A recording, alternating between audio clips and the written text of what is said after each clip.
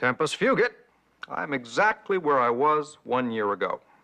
I'm prepared to vote to desegregate. And if my vote should be in the minority, I shall write as strong a dissent as I know how. After reading over 1,500 pages, I have yet to discover a basis in the Constitution or the 14th Amendment that allows us to order the states to do with their schools that which they do not wish to do. Well, I was very taken by something Mr. Thurgood Marshall said. The only way the court can decide this case in opposition to our position is to find that for some reason Negroes are inferior to all other human beings. Hugo, I base my view on the law, and nothing in the law tells us that we can tell South Carolina to abolish separate schools. This country has been making great strides in race relations. A careless decision here could halt that progress. How do you see that happening, Stanley? If the American people feel that a bunch of liberals in Washington are forcing their social views on the states, there will be profound resentment. I've seen the race problem more closely than most of you. I'm concerned about the possibility of violence, massive resistance. What if we say desegregate and they refuse? Can we send the Army into South Carolina to enforce it? Send the Army into 20 states? I am surprised that the history provides so little in the way of legal footing for striking down segregation. I find I'm arguing with myself. My heart tells me segregation is wrong. The law tells me not to interfere with the states. I do not like the idea of segregation, but for 100 years, the South has had segregated school systems, and this court has told them it was legal. We can't just turn on a dime and say tomorrow morning things will be different. Nor can we continue to say that in the United States of America, all men are equal, but that white men are more equal than others. For God's sake, let's decide the principle. We can remain flexible on how to implement it. Disaster. This court is expected to be precise and clear. Felix, you say you're arguing with yourself. Perhaps you'd prepare a memorandum outlining the issues and offering some suggestions as to where our choices lie. Thank you, gentlemen.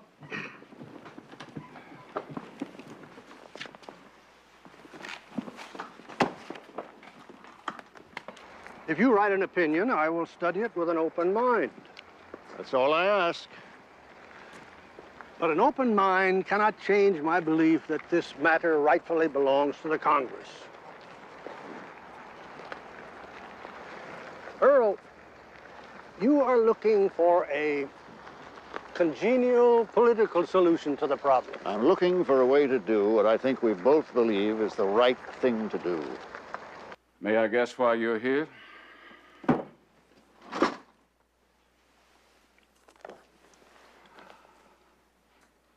I will vote to desegregate.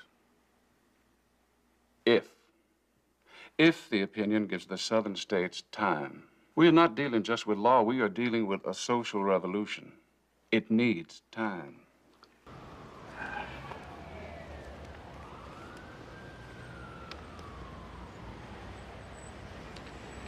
Stanley, I've written this opinion in a way which I hope will unite the court. There is a word that's been on my mind of late. Cryptocracy. K-R-Y-T-O-C-R-A-C-Y. I checked it last night in the Oxford Dictionary. It says government by judges. I do not want to see this court travel outside its authority. It isn't a question of what I would like to say, but what the Constitution will permit me to say. This country has been making consistent progress in race relations. This decision could impede that progress, halt the march. A piece of paper cannot eradicate the fears and prides and prejudices of the people. Earl, if this court tries to force the southern states to change overnight, there will be resistance, litigation, disobedience, and years of conflict. Believe me. Oyez, oyez, oyez. All persons having business before the Honorable, the Supreme Court of the United States are invited to draw near and give their attention, for the court is now sitting. These cases come to us from the states of Kansas, South Carolina, Virginia, and Delaware. They are premised on different facts and different local conditions, but a common legal question justifies their consideration together.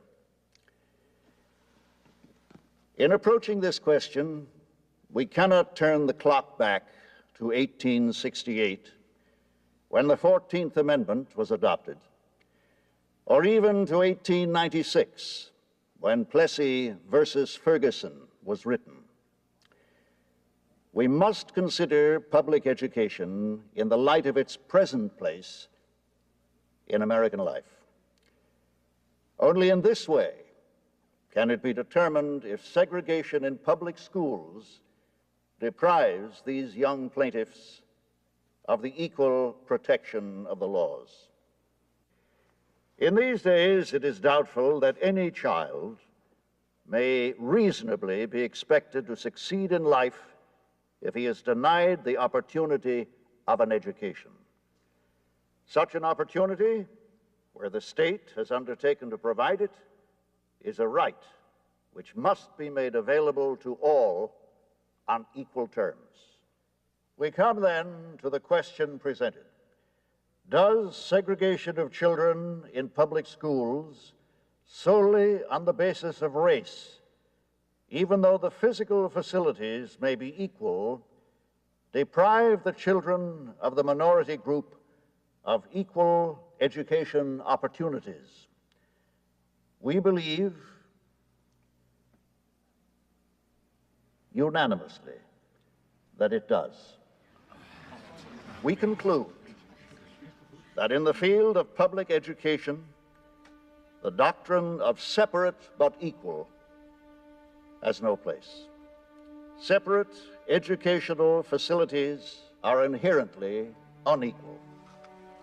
Therefore, we hold that the plaintiffs and others similarly situated, for whom the actions have been brought, are, by reason of the segregation complained of, deprived of the equal protection of the laws guaranteed by the 14th Amendment.